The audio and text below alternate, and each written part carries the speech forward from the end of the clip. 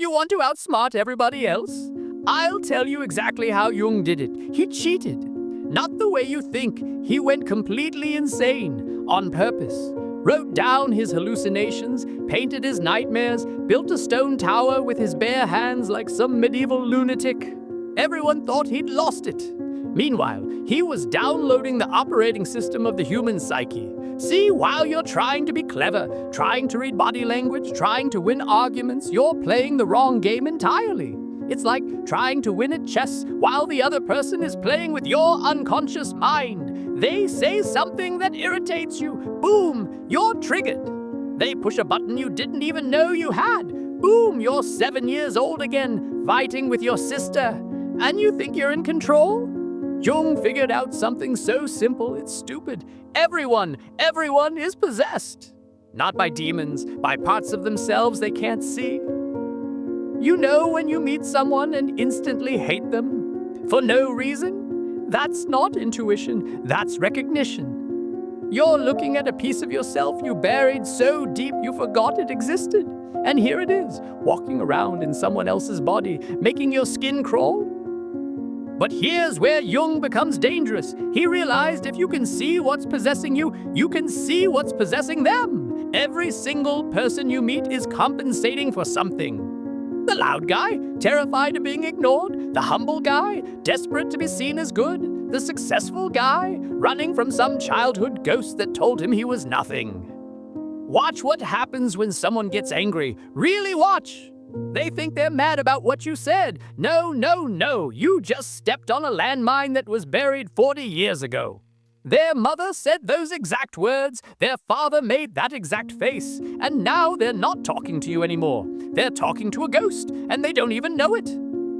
People don't have ideas, Jung said. Ideas have people. You think you chose your political views, your taste in partners, your career? How adorable. Something in your unconscious chose, and you made up a story about why it was logical. Everyone's walking around thinking they're the author of their own life. They're not even reading their own script. So Jung did something nobody else had the balls to do. He turned around and looked at what was possessing him, had literal conversations with it. Why do you make me do this? What do you want? Sounds crazy? Of course it does. That's why it works. Because the thing nobody wants to admit is that crazy is just the word we use for the parts of ourselves we're not ready to meet. You're in a meeting. Someone's being difficult, blocking every idea, finding problems with every solution. You could get frustrated. You could try to argue. Or you could see what Jung saw. They're not blocking you. Something is blocking them. Find out what they're really protecting, and the whole game changes. Maybe it's their identity as the smart one. Maybe it's their fear of being blamed if something goes wrong. Stop fighting the surface and speak to what's underneath. But it gets worse, or better, if you can stomach it. That thing that annoys you most about other people, that's your shadow screaming for attention. The person who seems fake, you're fake in the exact same way, just better at hiding it. The person who seems weak, you've murdered your own weakness so thoroughly you can't stand seeing it alive in someone else. This is Jung's cheat code. While everyone else is trying to figure out others, he figured out himself. And once you see your own game, everyone else's game becomes transparent. It's like being the only sober person at a party full of drunks. They're all doing the same dance, making the same moves, completely predictable. You know what Jung called it? Projection, but not the way pop psychology uses it. Real projection is like being in a hall of mirrors where every person you meet is showing you another angle of yourself. And the stronger your reaction, the bigger the piece of yourself you're seeing. That person you can't stand, congratulations, you've just met your disowned twin. So everyone's playing poker with their cards facing outward, completely blind to what they're holding. But they can see everyone else's cards perfectly. And they're all losing to their own hands.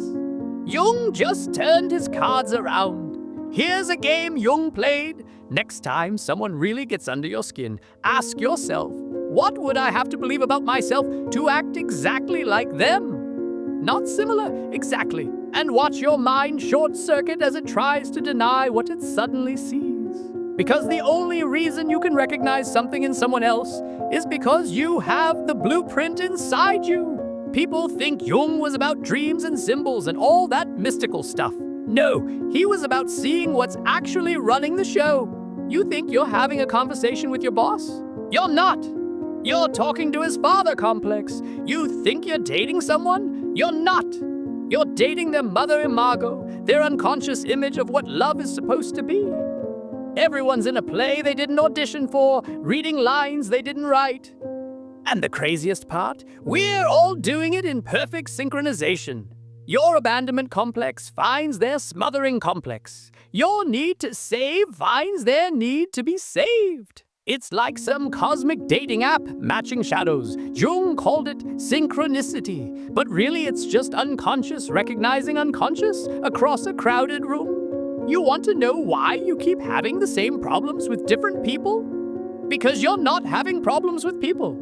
You're having problems with parts of yourself that keep showing up wearing different faces. Change jobs, change cities, change relationships. Doesn't matter. Your unconscious will find new actors to play the same old roles. So Jung went mad strategically, studied his own insanity like a scientist, and discovered everyone else was just as mad, just better at pretending. The businessman playing out his father's unlived life. The rebel still fighting authorities that died 20 years ago. The helper destroying themselves to earn love that should have been free. This is what nobody gets about know thyself.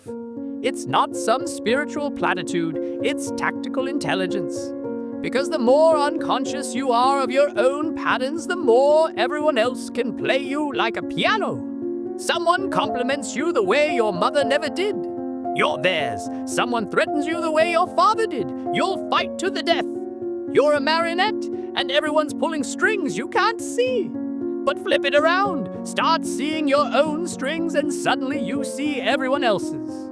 That person trying to manipulate you, you can see exactly which complex they're targeting. That person trying to trigger you, you can see exactly which button they're pushing. And when you can see it, it loses its power, like knowing how a magic trick works.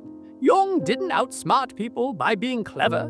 He outsmarted them by being conscious, by seeing what they couldn't see in themselves, by speaking to the parts of them that were running the show from the basement, by recognizing that every interaction is between unconscious and unconscious, with conscious mind just coming up with explanations afterward. So you want his secret? Stop trying to win. Start trying to see. Stop trying to be right. Start trying to be conscious. Because in the land of the unconscious, the slightly less unconscious man is king. And everyone else? They're subjects to forces they don't even know exist. That's Jung's gift, not power over others. Vision, the ability to see the invisible strings, to watch the possession in real time, to recognize the dance because you've studied your own steps. Everyone else is stumbling in the dark. You've got night vision. Use it wisely, or just use it. But once you see it, you can't pretend anymore. Every conversation becomes transparent. Every conflict becomes predictable. Every person becomes a mirror showing you something you need to see. And that's how you outsmart everybody else. Not by being smarter, by being awake, even just a little bit. Because in a world of sleepwalkers, the one with one eye open doesn't need to outsmart anyone. They're already playing a different game entirely.